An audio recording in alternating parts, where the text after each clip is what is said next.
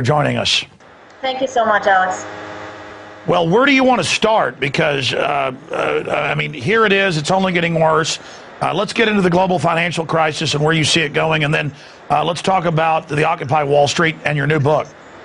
Well, first of all, you know, as you just mentioned, and as we've talked about tons of times in the past on your show, and I have in other places, we're not going into a second dip. This is not an additional weakening. This is part of the same unfolding of the depression in which we find ourselves, and it is a second depression. It is for many, many reasons as bad as Great Depression 1. They're slightly altered, but they're very similar in that there was a group of bankers that emanated from Wall Street and diffused into the global economy that basically concocted a pyramid of risk, of speculation, of derivatives, of toxic assets, pick your poison, and proliferated the world with this risk. And when it became known and apparent that what was inside of these assets, these securities that were used also as chips on the betting table to purchase more and to inflate this whole toxic asset bubble globally more, everything fell apart, and it's still falling apart. And what the bankers, what Wall Street have not done and have not been forced to do in all of this,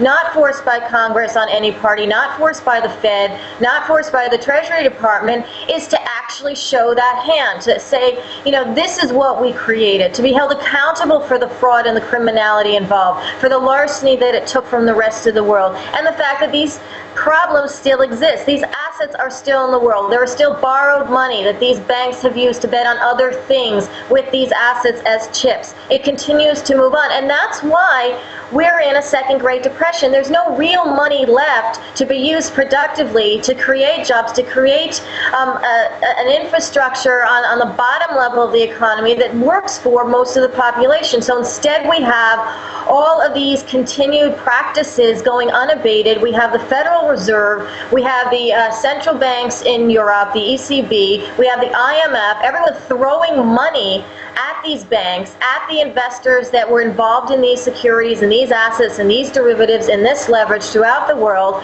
rather than trying to fix the problem, which is closing it down, figuring out where the risk was, getting rid of it, shutting down the institutions that need to be shut down, and not continuing to print money to continue to make this thing work further into the depression. And that just hasn't happened yet. And that's why we are not at a point where we're turning around. We haven't turned around. We're continuing to go into this economic rabbit hole, this dark hole, and it isn't changing yet.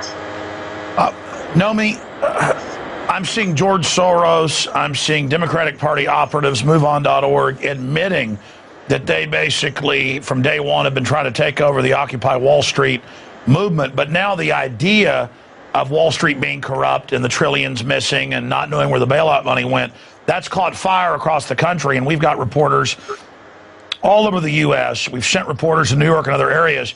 The demonstrators themselves are pretty savvy and awake, but the mainstream media is giving attention to mainly Democratic Party operatives, who, again, are just part of the same crew as the Republicans. And they're saying what we want is higher taxes on the rich, and Warren Buffett's promoting that, but he's basically exempt from the taxes.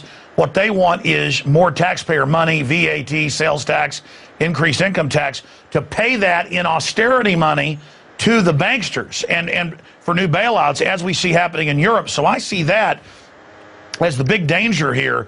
That's why I've called for nationwide demonstrations kicking off this Friday to occupy Federal Reserve locations, not just say capitalism, free market, Wall Street's evil. Michael Moore says communism's the way to go. Capitalism's bad. Roseanne Barr says cut people's heads off. Re-education camps. I mean, they're selling communism, another form of tyranny, as a solution for this crony capitalism or crony monopoly, this monopoly man type system. I mean, A, do you agree with what I've just said? And B, can you elaborate on it? Well, that's the issue with all of these isms, you know, whether they're coming from Republicans, whether they're coming from Democrats. First of all, both of these parties and both of their leaders, President Bush, President Obama, it doesn't matter.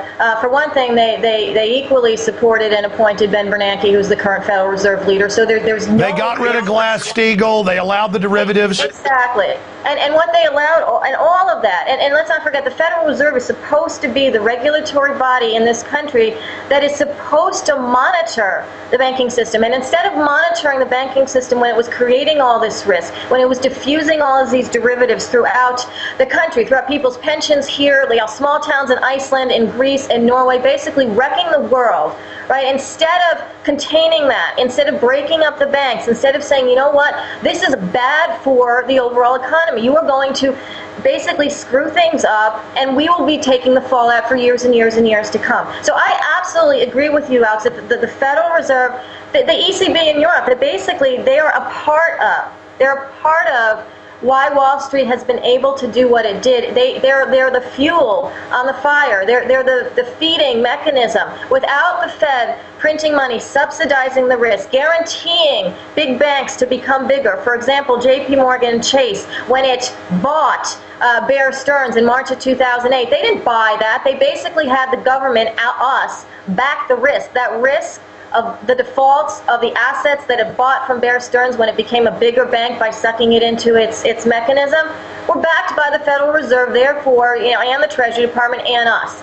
That's not a healthy way to run an economy. They're tremendously at fault, and it is something that needs to be adopted into the message, because without the mechanism for printing money for subsidizing risk that hurts the rest of the population, this mechanism wouldn't be able to have gotten as big as it got. Sure. And it wouldn't be maintaining itself right now under the premise, under the illusion that somehow there's, for example, in the United States, the banks are somehow healthier, which they are not. They are insolvent. They are made to appear healthy by the fact that they're not marking their books correctly. They don't have to, and they're being subsidized and funneled with cheap money and guarantees and loans and other kinds of subsidies from the Federal Reserve. Well, Nomi, I want to go back to the question, though, because I totally agree with you. Federal Reserve, European Central Bank, all part of the same consortium of these big six mega banks who created the tens of trillions in derivatives. Now they infect everything and hold the whole financial system hostage, saying, give us more power or we'll destroy everything. Clearly, there's a method to the madness where they create Ponzi schemes so big that instead of going to jail like Ponzi or Bernie Madoff, they get the world. So clearly this is premeditated, and now they're announcing this Bank of the World and austerity. I was just getting you to speak to Obama being Wall Street finance, just like the Republican leadership, but having the gall, Republicans, mainline, just say Wall Street can do no wrong, give them banker bailouts, that's conservative, but welfare moms are evil. They're hypocritical, it's obvious, it's silly. But with Democrats, they're coming out saying capitalism's the problem, when it has nothing to do with it, that government teamed up with mega banks and tied taxpayer money to it. I mean, that's nothing but an insider monopoly scam. I was wanting to get your take just on this spectacle of Michael Moore and all these people lecturing us, saying capitalism doesn't work, and then demonizing the entire private property system because a group of monopolists teamed up with government to screw us. Well, I mean, that's saying that this isn't what classical capitalism was defined to be. This isn't everybody has an equal opportunity to get ahead and to create a business and to produce and to have a job and to create a job and all of that. That's not what happened here. Well, you're right. What happened here was a completely lopsided way of funneling money into the wrong risks that had the knock-on effect of creating a decimated global economy and a depressed economy. This isn't classical capitalism. So sort of moaning on just capitalism, and I think capitalism can work if it's a progressive kind of capitalism where there actually is a fairness to this, where banks that have to fail, where people can get the right amount of money for jobs that actually exist in order to feed their families. Yeah, you don't give $16 trillion in bailout money to banks and then they hoard it and use it to not loan and shut down their whole service sector. I mean, it's incredible. We need to get back to free credit, basically, government issued. That's the American system, pre-1913 Federal Reserve. And then if people want to loan their private money, that's another issue. But to watch tens of trillions of dollars just given to these people and then they hoard it is incredible. Now, going back 7-8 years ago, you're a big managing director, you're moving up the ladder to the top of Goldman Sachs, and you quit, you leave, you start writing best-selling books like It Takes a Pillage, Other People's Money, Jacked, and other books. You started writing for The Nation, for Alternate, for Fortune, Mother Jones. BBC, CNBC, MSNBC, CNN, PBS, you start coming out against them. And I remember seeing videos of you 5, 6 years ago when the financial crisis hadn't happened yet. This wasn't on the radar. You were warning. So I want to go back to square one before we bring it to the future and where you see the world going. What did you see inside Goldman Sachs and inside, the highest levels of the global financial ruling class? What did you see that made you get out of there? Well, I saw, and I left right after Enron and WorldCom in the last spate of frauds that we all remember. And what I saw was a tremendous amount of manipulation and lying. I had a boss who is now one of the senior, boss's boss, who basically ran the credit division at the time, which was, where credit derivatives were kind of spawned and born, and that business obviously grew out of control over the many years since, who would basically boast about his trips to Washington. We can't have this meeting because I'm going to be in Washington. And why they were in Washington was to basically collude the SEC and other members in Washington so that they would allow Goldman Sachs and also other investment banks to have more leverage, to basically be able to borrow against crappy securities and assets and book positions in order to make something of them that they weren't, so they could compete with the likes of JP Morgan Chase and Citigroup that had all these people's deposits and people's loans, and because of Glass-Steagall repeal were bigger mega banks, and they wanted to